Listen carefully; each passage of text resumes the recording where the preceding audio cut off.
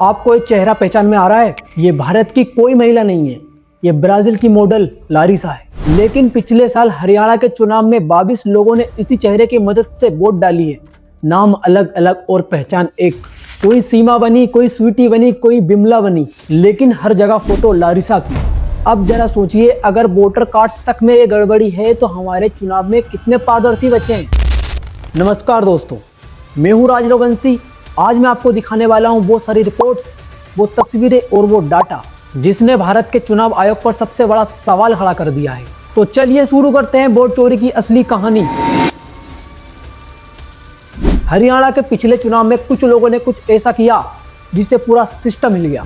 22 लोगों के voter ID card और सब में सिर्फ एक ही फोटो, और ये चेहरा किसी भारतीय महिला का नहीं, ब्राजीलियन मॉडल लारिसा का था। वही लारिसा जिसकी तस्वीर इंटरनेट पर बिकती है। लेकिन सवाल यह है कि ब्राजीलियन मॉडल की तस्वीर भारत के वोटर आईडी कार्ड तक पहुंची कैसे।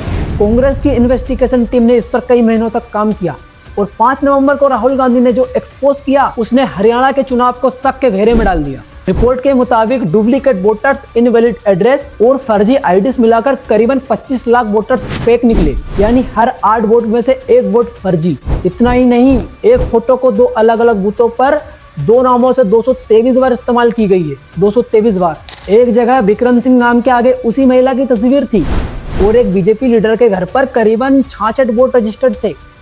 राहुल गांधी ने यह भी कहा है कि कई बीजेपी नेता और वर्कर्स ऐसे हैं जो अलग अलग राज्यों में जाकर वोट डाल रहे हैं, जैसे बीजेपी के राकेश सिन्हा, जिन्होंने फरवरी में दिल्ली में वोट डाला था और अभी नवंबर में बिहार में भी वोट डाल दिया है। अब जरा सोचिए, अगर नेता 2 जगह वोट डाल सकते हैं और आम आदमी के वोटर कार्ड पर ब्राजील मॉडल की तस्वीर आ सकती है, तो आप बताओ ये सिस्टम चल कैसे रहा है।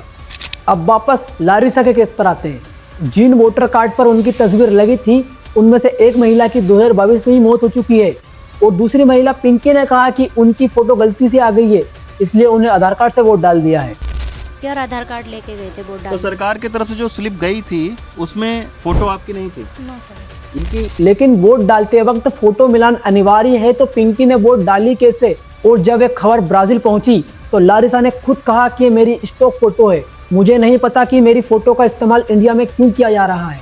और लारिसा ने मजाक में कहा कि अब मुझे हिंदी सीखनी होगी क्योंकि मैं इंडिया में फेमस हो चुकी हूँ।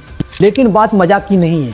असली सवाल है कि क्या हम इलेक्शन सिस्टम पर भरोसा कर सकते हैं?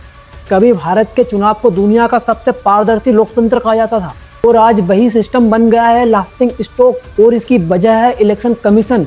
जांच तो दूर की बात, इनने ऑफिशियल बयान तक नहीं दिया है इस पर। दोस्तों, ये सिर्फ हरियाणा का मामला नहीं है, ये हमारे पूरे लोकतंत्र का सवाल है। अगर वोट की ही चोरी हो जाए तो लोकतंत्र कैसे बचेगा?